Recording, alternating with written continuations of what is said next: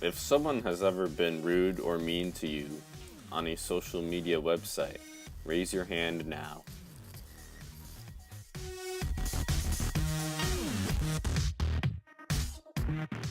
If you have ever been mean or rude to anyone on social media, raise your hand right now.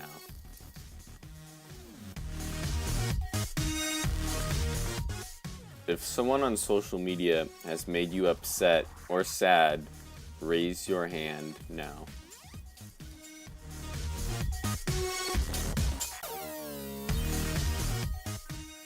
Since the normalization of social media, the world has become a worse place because of the negativity social media sites produce for the general population.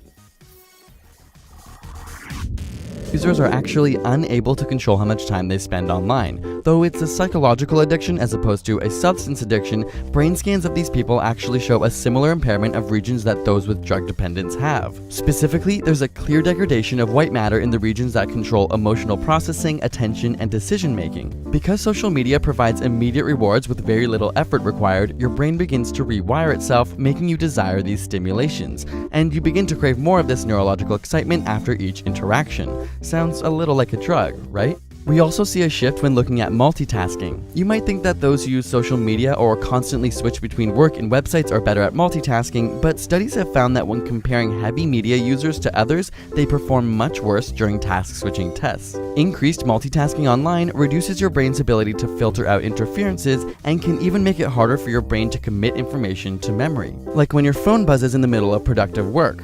Or wait, did it even buzz? Phantom vibration syndrome is a relatively new psychological phenomenon where you think you felt your phone go off, but it didn't. In one study, 89% of test subjects said they experienced this at least once every 2 weeks. It would seem that our brains now perceive an itch as an actual vibration from our phone. As crazy as it seems, technology has begun to rewire our nervous system, and our brains are being triggered in a way they never have before in history. With the invention of social media came anonymity, which can bring certain people's radical ideas to life on these sites.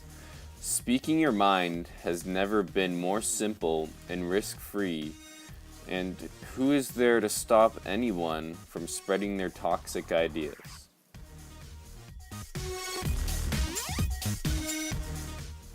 Very real problems are on these sites every day, just without the consequence of having an image ruined, as a new social media account can always be made and bring the anonymity that the last one had with it. We think about our lives, where we get creative, where we zoom back and try to work out whether our lives have been meaningful. And of course we get some of that from work as well, but when people look back on their lives and they wonder what their lives have been like at the end of their lives, you look at the last things they say, they are talking about those moments that happen in that white personal space. So it's sacred, it's important to us.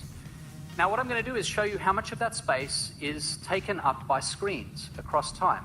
In 2007, this much. That was the year that Apple introduced the first iPhone.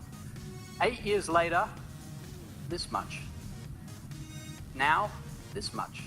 That's how much time we spend of that free time in front of our screens. This yellow area, this thin sliver, is where the magic happens. That's where your humanity lives. And right now, it's in a very small box. With the ever-increasing amount of screen time, real-life face-to-face social time will be wiped out completely, only leaving anonymous bullying from social media websites.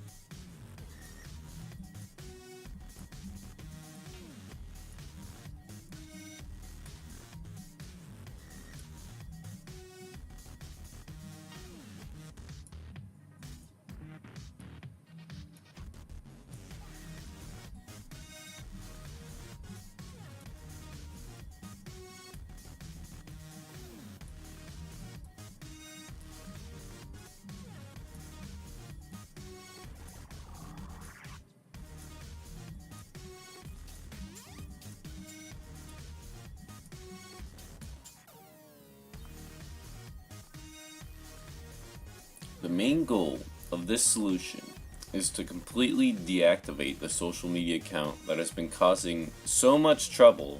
However, some people may not be able to do this, and they should just be sent to rehab. So yeah.